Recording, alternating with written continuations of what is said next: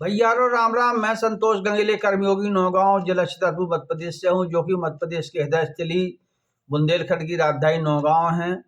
और नौगांव से 2 किलोमीटर दूर मेरी जन्मस्थली ग्राम वीरपुरा, पोस्ट नौगांव, जिला छतरपुर है। मेरा मोबाइल नंबर 9893196874 है। मेरा जन्म 11 दिसंबर 1956 है और मेरी शिक्षा स्नातक है।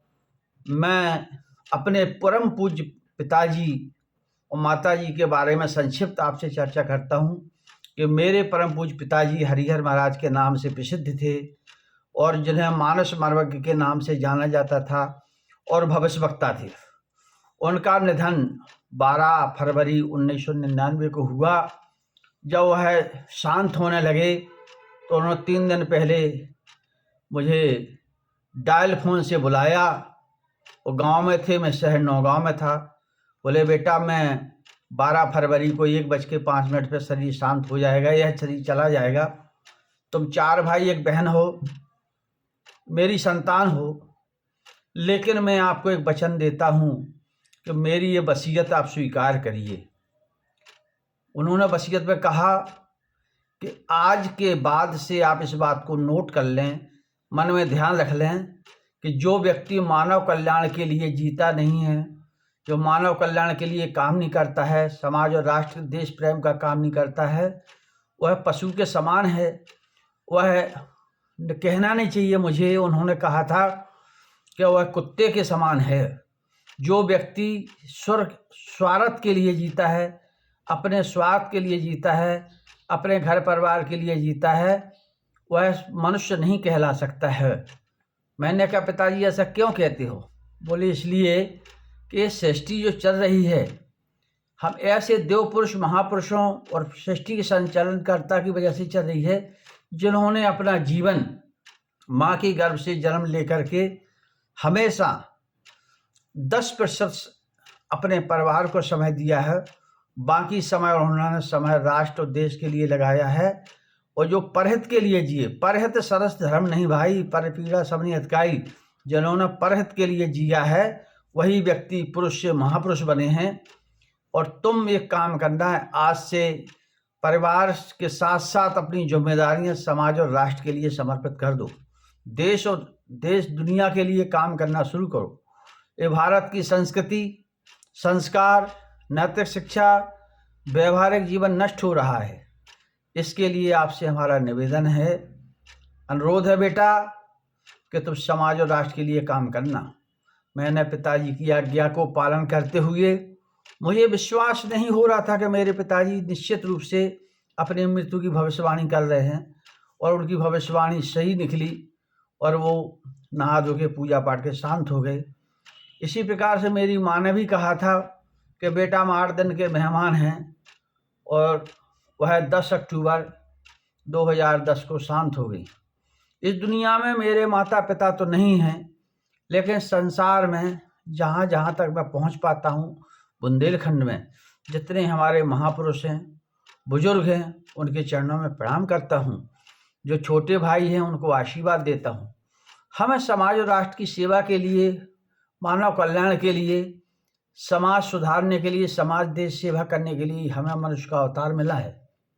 मैं अच्छी तरह से समझता हूँ कि सृष्टि के संचालन करता परमपिता परमेश्वर सच्चिदानंद, जिन्होंने अवतार लेकर प्रकट होकर के जन्म जन्मांतर तक देश की सेवा की, लेकिन उनको इस दुनिया से जाना पड़ा। आज यह शरीर जो आपके सामने बात कर रहा हूँ, इस शरीर को भी किसी न किसी दिन किसी समय शांत होना ही पड़ेगा, क्योंकि अमर कोई नहीं है दुनिया, अमर तो केवल नाम है। इसलिए आप सबसे हमारी प्रार्थना है कि हम एक दूसरे की आलोचनाओं से बचें, समाज और राष्ट्र की सेवा करें, पारिवारिक जिम्मेदारियों को निर्वहन करें, लेकिन पूरा जीवन परिवार को ना दें, समाज और राष्ट्र के लिए सेवा करें। हम संतोष गंगेले कर्मयोगी ऐसा प्रयास करते हैं जब से हमने होश संभाला है कि समाज और राष्ट्र के लिए सेवा कर रहे हैं, देश के लिए सेवा कर रहे हैं, और जब तक सांस रहेगी चलते फिरते रहेंगे, हम करते रहेंगे। हमारा जो लक्ष्य है केवल इतना है कि भारत में जो मध्य भारत है, यहाँ बुंदेलखंड क्षेत्र, यहाँ पर नशा बहुत ज़्यादा होता है, अय्यासी वेश्यावृत्ति बहुत ज़्यादा होती है, आत्महत्याएँ बहुत ज़्यादा हो रही हैं, लूट डकैती बदमाशी अपराध ज़्यादा होते हैं। उसका कारण क्या है कि हमारे घर परिवार बिखर चुके हैं, संयुक्त प्रथा खत्म हो चुकी है, कुटुंब खत्म हो चुके हैं। व्यक्ति विशेष में पत्नी और बच्चे ही कुटुंब परिवार में रह गए हैं, जिससे कि हमारे आदर्श, हमारी नैतिकता, हमारा व्यवहारिक जीवन, हमारा संस्कार समाप्त हो रहा है। इसको हमें लौटाने के लिए आज आवश्यकता है कि धन संपत्ति कमाने के साथ साथ हमें अपने परिवार पर, बच्चों पर ध्यान देना होगा। हमें अपने धर्म पत्नी के अंदर विश्वास, आस्था, श्रद्धा, विश्वास, भक्ति भरना होगी। वो किसी तरह से किसी परिवार से दूसरे परिवार से आती है, उसके माता पिता ने क्या संस्कार दिए वो ठीक है, लेकिन जब आपको अवसर मिलता है, प्रथम रात सुहाग रात से संपर्क होता है आपका पत्नी से, उसको आप भारतीय संस्कृति, संस्कारों, नैतिक शिक्षा, व्यवहारिक जीवन, समाज में दिशा देने का काम सिखाएं। जब हमारी संतान होगी, हमारी औलाद पैदा होगी, तो वो अच्छे संस्कारवान होगी। वर्तमान में मैं देखता हूँ कि भारत में बहुत सी ऐसी देवियाँ पूजनीय, वंदनीय, अभिनंदनीय बंद हैं कि जो पति को परमेश्वर मानती हैं, ईश्वर को तो परमपिता परमेश्वर मानती ही हैं, लेकिन पति को परमेश्वर मानती हैं। तो पतियों का, पुरुषों का भी दायित्व बनता है कि अपनी धर्मपत्नी को देवी स्वरूपा माने। लेकिन भारत में जब से सृष्टि मची रही है, वेश्याओं की कमी नहीं रही है। वेश्यावृत्ति का मूल कारण जो मैंने समझा है, देखा है, परखा है, वो है लालच। हम प्रतिस्पर्धा में जो महिलाएं होती हैं, वो लालच के कारण, अन्य महिलाओं की प्रतिस्पर्धा में दौड़ लगने के कारण उनकी आवश्यकता उनके पति पूरी नहीं कर पाते हैं, तो धन लोभ लालच के कारण वो लक्ष्मण रेखा नाग जाती हैं और वो वेश्यावृत्ति और पर पुरुष के साथ संभोग करने में संलग्न होती हैं। दोस्तों, मैं संतोष गंगेले कर्मयोगी बार बार आपसे हाथ जोड़ के प्रार्थना करता हूँ कि हमारे पास धन संपत्ति रहे ना रहे, लेकिन चरित्र निर्माण का हमारा प्रयास हमेशा रहना चाहिए। हम सुधरेंगे, युग सुधरेगा, हम बल देंगे, युग बल देगा। मेरी उम्र 67 वर्ष पूरी हो चुकी है, उसके बाद भी हम समाज और राष्ट्र को दिशा देने का काम करते हैं। हमारी दिनचर्या बहुत अच्छी है ईश्वर की कृपा से। 10 बजे सो जाना, सुबह 4 बजे उठ जाना, उठ करके नित्य क्रिया करने के बाद में स्नान ध्यान और 6 बजे पूजा पाठ रामचरितमानस पढ़ के तैयार हो जाना। हमारा जो कर्म है, धर्म है, उसके लिए हम निकलते हैं। हमने पैसा भी खूब कमाया है, संतान भी पैदा की है, लोगों की मदद भी की है। हम अपना स्वास्थ्य और शरीर को देखकर जो हमारी सेवाएं बची हैं, समाज और राष्ट्र के लिए समर्पित हैं। इसलिए मैं शिक्षा, स्वास्थ्य, स्वच्छता, समरसता, समाज, देशभक्ति, नशा मुक्ति, वाहन दुर्घटना, दहेज एक सामाजिक कलंक है, जैसी समाज में फैली कुरीतियों को दूर करने का प्रयास करता हूँ।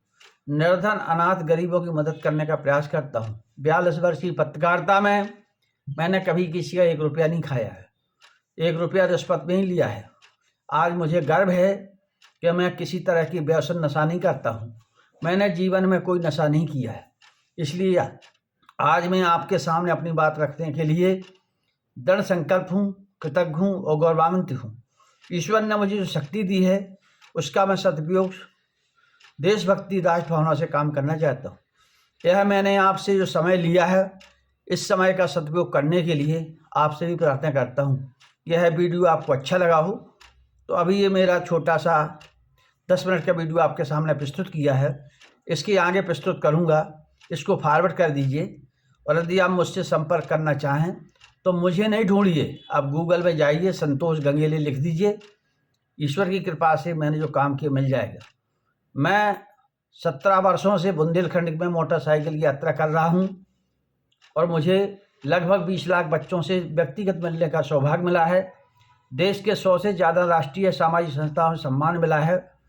कोरोना कोविड काल में मैंने 5 जिलों में काम किया, इसलिए मुझे उस समय भी बहुत राष्ट्रीय सम्मान मिले।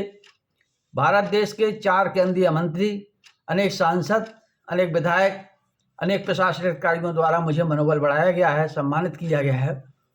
मैं पद्म श्री, पद्म विभूषण के लिए ललायत नहीं हूँ, लेकिन भारत सरकार का दायित्व बनता है कि यदि समाज में कोई अच्छा काम करता है, समाज में अगर कोई जीवन त्याग करके करता है, उसकी भी खबर रखना चाहिए।